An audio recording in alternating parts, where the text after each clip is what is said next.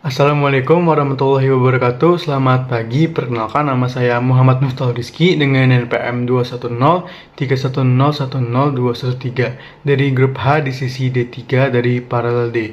Hari ini saya akan menjelaskan terkait materi dan juga prosedur dari modul 7 praktikum kimia fisika dengan materi absorpsi isotermal.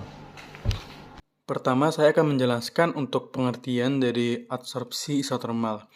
Absorpsi isotermal adalah sebuah hubungan yang menunjukkan distribusi adsorben antara fasa teradsorpsi pada suatu permukaan adsorben dengan fasa ruah saat kesetimbangan pada temperatur tertentu. Dalam sistem cair, isoterm absorpsi menyatakan variasi adsorben dan adsorbat yang terjadi dalam larutan pada suhu yang bernilai konstan. Pada kondisi kesetimbangan, terjadi distribusi larutan antara fase cair dengan fase padat. Rasio dari distribusi tersebut merupakan fungsi dari konsentrasi di dalam suatu larutan. Selanjutnya ada perbedaan antara adsorpsi dengan absorpsi.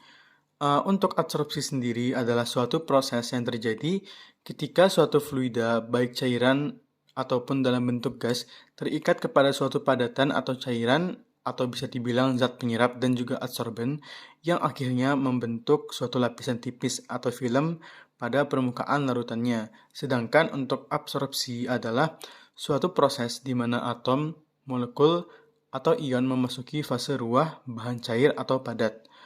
Absorpsi berbeda dengan adsorpsi, karena molekul-molekul yang mengalami absorpsi itu memasuki volume, tidak hanya berada di permukaan larutannya saja. Setelah itu, saya akan menjelaskan untuk jenis-jenis pada adsorben. Yang pertama itu ada adsorben polar.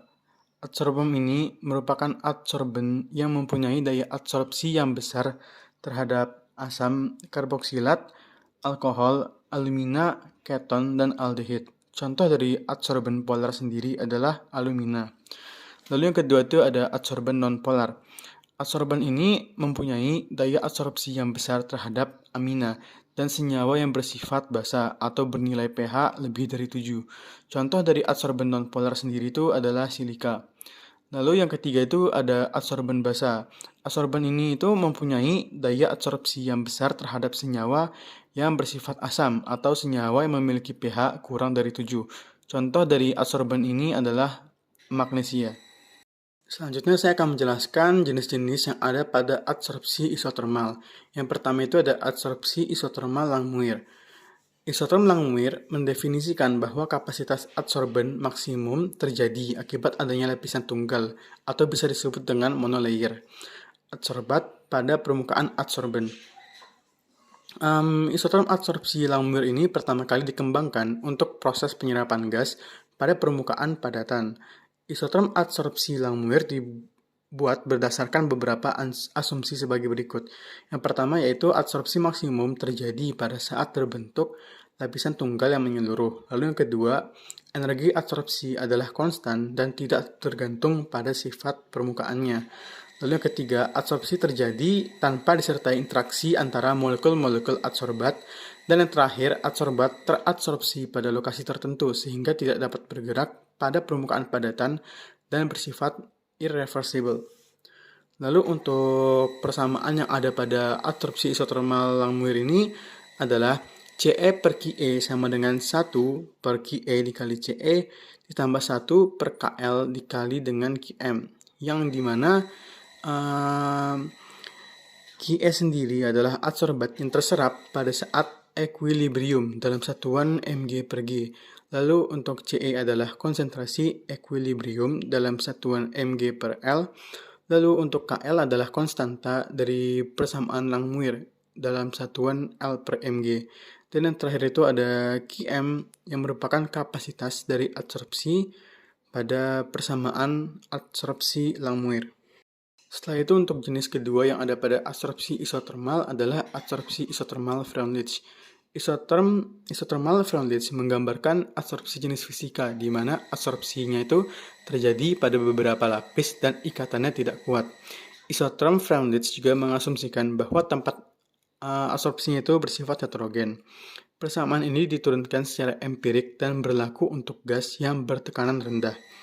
Lalu untuk asumsi yang ada pada isoterm adsorpsi Freundlich itu yang pertama adalah tidak ada asosiasi dan disosiasi molekul-molekul adsorbat setelah teradsorpsi pada permukaan padatan.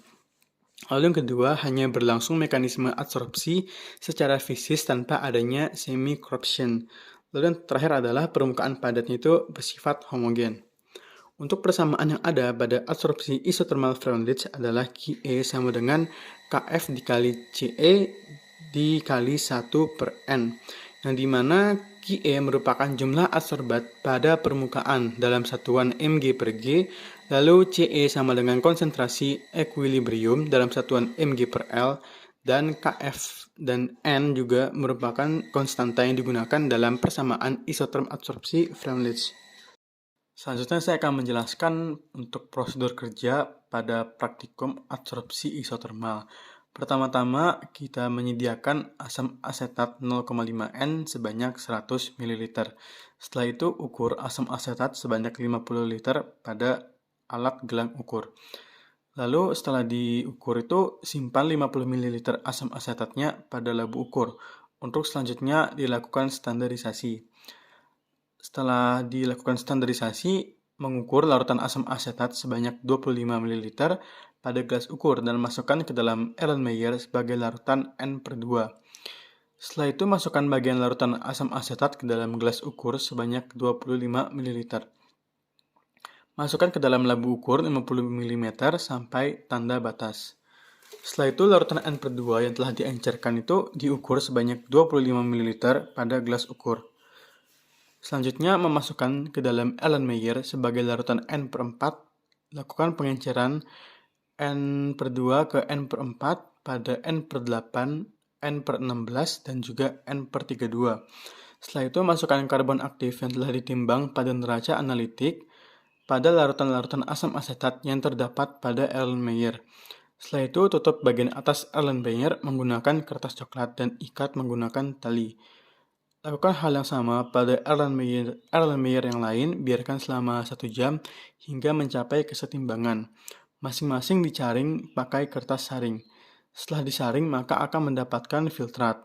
Nah, filtrat tersebut ditambahkan dengan indikator PP.